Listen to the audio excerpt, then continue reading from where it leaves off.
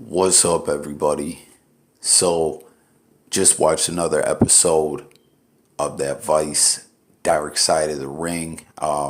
Great series. I actually, did a video speaking on a previous episode that they did about the Chris Benoit tragedy. And, for those who aren't really aware or, wrestling fans, it's just a little docu-series looking at the dark side of the ring, obviously, you know what I'm saying, but the drama behind wrestling, different infamous moments and things that happened, and it's good stuff, but real quick, I just want to say I am a wrestling fan, although I don't really keep up on the wrestling nowadays. I am a fan.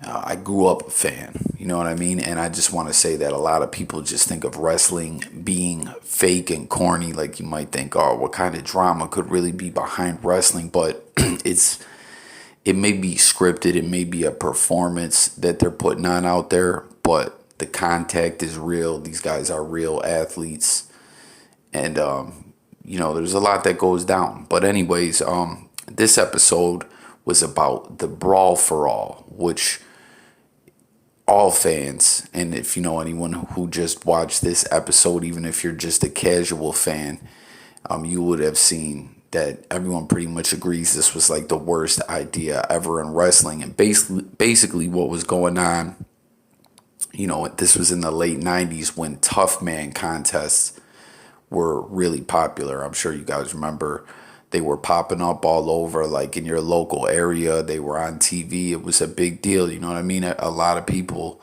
I'm sure someone knew, had a family member or friend or whatever who was trying to go out there and get it in a tough man contest. And, they brought that to the WWE and, had some of the guys that were known to be for real brawlers, or some of them who had actual like MMA or amateur boxing, or you know what I mean, like fighting experience, and just the tough guys, the brawlers, you know what I mean? Because in wrestling, there's a lot of dudes that are huge, and go out drinking, oh, this guy's known to knock a couple guys out. He can hold his own. One of them was known to be a bouncer who could clean up real good, knock some people out. The Godfather, I'm sure you guys may remember him. He went by other gimmicks, but the Godfather, when he was a pimp, was the most well-known one. And, a lot of other guys were in it. I'm not going to go over all of them. You'll see different images of everyone popping up on the screen and everything. But, they got these guys together in a little three minute, 1 minute rounds, tough man contest, and it was just terrible. Like I said, you could watch the episode and they really go over it, but a lot of these dudes, could fight, but when you get the gloves on and you're fighting like that, you know what I mean? It looked more like, sometimes if you ever see people get in a street fight, I'm not saying all of them, there were guys out there who were really knocking people out, but it was just a mess, you know what I'm saying? And sometimes if you ever seen a street fight where two people look all awkward throwing their hands around, that's what some of the fights look like, because they were trying to grapple too, but they had on boxing gloves. I don't know, it was a mess. A lot of people got hurt, and it made them look bad too, kind of, because with the performance side of things, what wrestling is, you know what I mean? And then you're like, but this is a real fight, so it just kind of was not a good look and not a good idea. Everyone agrees on that. But what was crazy about this, some of the things that I kind of want to go over about this, which I'm sure a lot of wrestling fans heard before, this tournament was basically built around two guys. One guy whose name is Bradshaw. I'm sure a lot of casual fans even know him. He was really popular in wrestling, is known to be a bully, known to be cocky, known to get drunk and want to fight. You know what I mean? He's one of the, there's a lot of stories of him bullying on people and stuff like that. And there's been instances where in wrestling matches, he For people who don't know the wrestling lingo, he shot on someone. Like, he really tried to hurt someone in a match a couple times because of some backstage politics that were going on, or beefs, or whatever. But one guy that was a creative writer, Vince Russo, put the tournament together because he wanted to see this guy get knocked out. And then there's a theory, another guy who was involved in the company too, had another a wrestler that he liked, who was known to be a legitimate tough guy because he had collegiate wrestling experience. I believe he played pro football, or he was an All-American in college, I think for the Oklahoma Sooners. And that was this dude, Dr. Death Steve Williams, who actually passed away due to cancer. Rest in peace, Dr. Death. But one of the guys involved in the company, kind of, there's word he denies it, put the tournament together. So, because he thought, and a lot of other people thought, that Dr. Death would run through everyone and knock everyone out. And, then it would get him a push into a big storyline where they could put him with Stone Cold Steve Austin, rather than work him, gradually through stories over so long. He could just win this tournament, and then they'd be able to catapult him right into, facing Stone Cold Steve Austin. And then the other guy, like I said, the other dude from the creative, Vince Russo, wanted to see a guy that he didn't really like, that was a cocky jackass bully, get knocked out. Now, what's crazy is so much injuries went down behind this. And like I was saying, it was an overall bad look. Get in the comments, anyone, listening to this video who's got anything to add to the discussion. As always, and anyone new to the channel, I want to hear what you got to say in the comments. But it was a bad look. And for wrestling, period. The drama, the injuries, all that. And two people basically, that's the word. Well, one of them admitted that he wanted to see the guy get knocked out. The other guy, said he didn't really want the tournament to go down for Dr. Death to win. But there's always been a lot of word that that's what the deal was. But two guys have ideas. Two creative or employees for the company have two ideas for two wrestlers.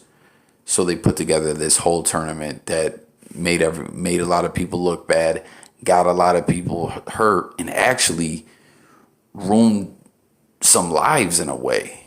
If you really get down and think about it, you know what I mean? Like, it's just so crazy to think that. And for any wrestling fans who are watching this, and you're familiar with everything that I'm talking about, and Vince Russo and all that, when you've seen him, and for anyone who's not up on what I'm talking about, the guy that wanted to see the bully get knocked out was saying, throughout this documentary, this docu-series episode, oh man, I still to this day am laughing when he got knocked out, because the guy ended up getting knocked out. We'll get to that in a second. But he was still laughing about it. And, a lot of other people were like, man, he got people hurt, all this and that, just because he wanted to have revenge against one wrestler. And this guy was still laughing about it. Like, when you really think about it, like, what a jerk Vince Russo is. And I mean, for all the wrestling fans out there, we know he also, did a lot of other real suspect, whack, cornball kind of stuff in wrestling in WWE and WCW. Like, he did some really lame stuff. Like, is Vince Russo, all the wrestling fans get in the comments, is like Vince Russo one of the worst ever in the wrestling business? Or like, what do you think? Because I know a lot of people give him a lot of credit for the Attitude Era. But anyways, getting back to this, the main story at hand here.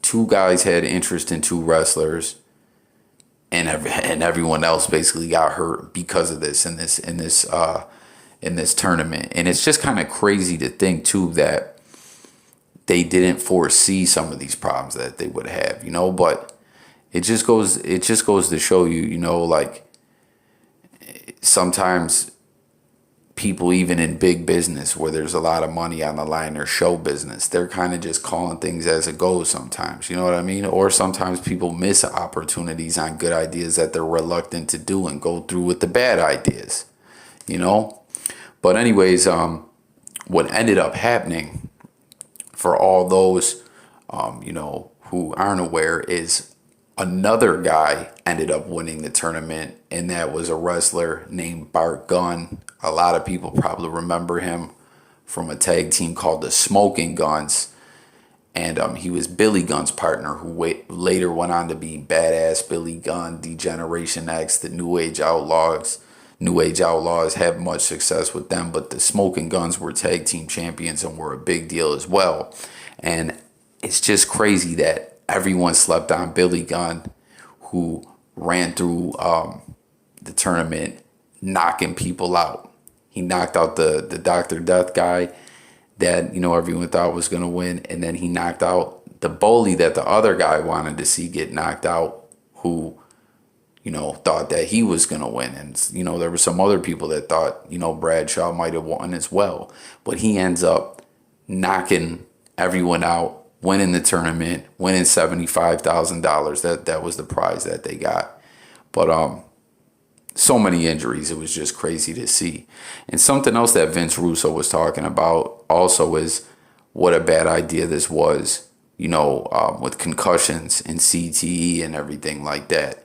And I wouldn't be surprised to see any wrestlers who, maybe are retired now, who watch this documentary, if they competed in that, might say, you know what, I could take a lawsuit out against WWE and get a couple $1 million, because a lot of wrestlers, a lot of ex-football players, have done stuff like this, like they sacrifice their body for the sport, or for, when it comes to wrestling, the sports entertainment, and sometimes don't feel like they got the money they should have really got, so they take out a lawsuit and they get themselves a payday. So I don't know, I wouldn't be surprised to see if any of these guys sue.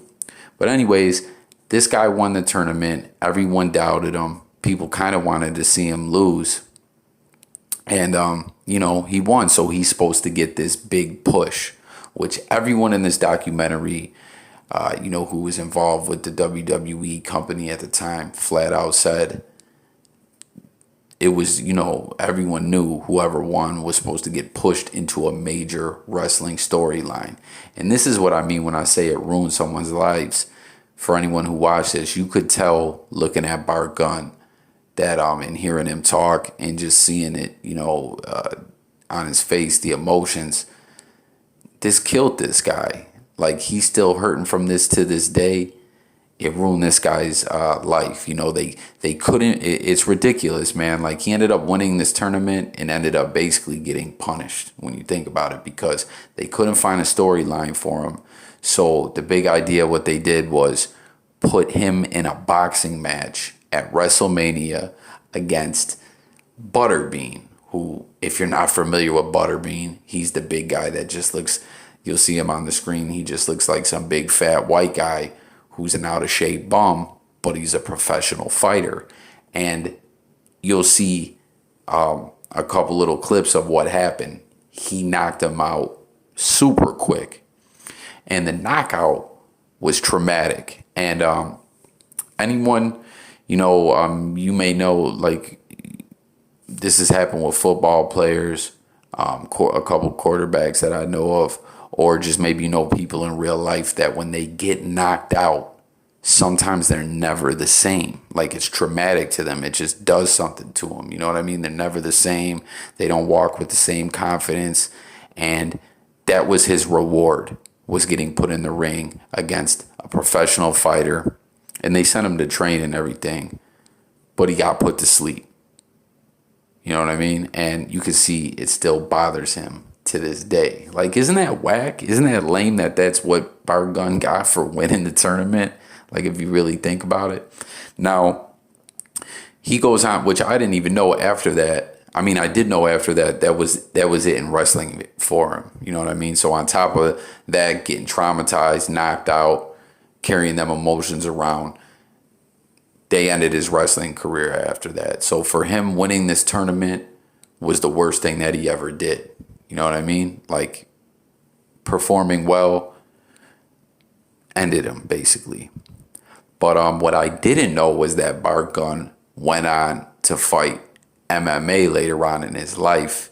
And he ended up Butterbean ended up fighting MMA also overseas. I believe they were saying it was in Europe or Asia. I can't remember. But anyways, Butterbean beat a guy that Bart Gunn beat and actually beat him quicker. So they were going to try to get a Butterbean fight together.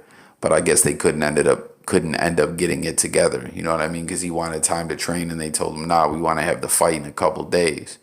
But it's just wild, man, seeing that dude, like, didn't even look like the same guy. I don't know, anyone else who watched that. Bart Gunn did not look like the same dude at all, but it's just kind of wild to think about it. Like I said, winning that tournament, putting on a good show for the WWE, knocking people out. Because when it comes to boxing matches, at the end of the day, it's entertainment. People want to see people get knocked out. And he did it. He was putting people to sleep with lefts and rights sometimes. He had a mean hook. And they put him in a fight that they knew he would lose.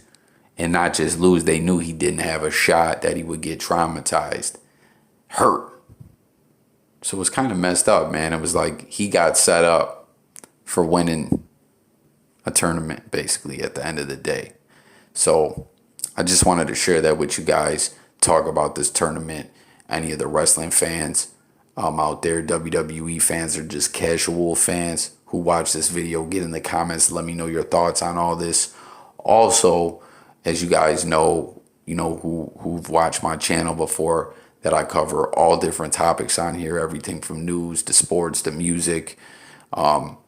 Something that I've been thinking about, flirting with in my head, the idea a little bit, is making some wrestling videos, some wrestling content. And it would probably be on older stuff, looking back at older times of wrestling, like this, Brawl for All, like how it's older, not really current day stuff, you know what I mean? But get in the comments, let me know if that's something you guys would be interested in. But anyways, something though that I gotta add before I close this video out was, it was crazy to see Droz.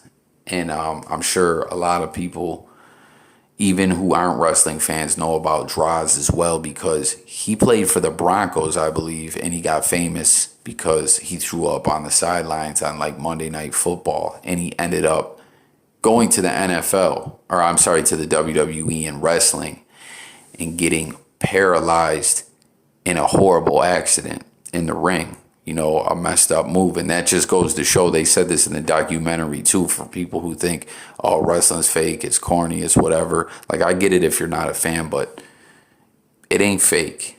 You know what I mean? It's scripted, but it's not fake. One move paralyzed this guy, broke his neck, and there's been quite a few other wrestlers who broke their neck. Stone Cold Steve Austin, Buff Bagwell, there's a few other ones. But it was nice to see that he has this chair that he can move around. Now, I think it's like he blows in one of those tubes and he can move it around, and he actually somehow is able to hunt, So that's good. That was good to see that Droz is, keeping a positive mindset and doing okay today, and, that he's at least able to get out there and hunt. But something that blew my mind was when he was talking about when he got paralyzed in the ring, the other wrestler, D'Lo Brown, who accidentally paralyzed him, was saying, I'm so sorry, I'm so sorry. And he forgave him right on the spot. Isn't that crazy, man? Broke his neck, and he didn't hold any ill will, even right at that moment, right when it happened. Like, that was just something to hear, But that's all I got on this one, guys. Thanks for tuning in. As I said, any new viewers, make sure to subscribe to the channel. Make sure to hit the notification bell. We drop daily videos on this channel. And as I already stated, all different topics. There's something for everyone. Let me know your thoughts on everything I touched on in this video. And, as I stated, any wrestling fans out there, I'm just curious to see if anyone would be interested in some wrestling videos, thrown in sporadically here and there, looking back on the, older days or whatever. But I'm out of here, guys. Thanks for watching. It's Jay Coffee Talk signing out. Be safe, everyone. Peace.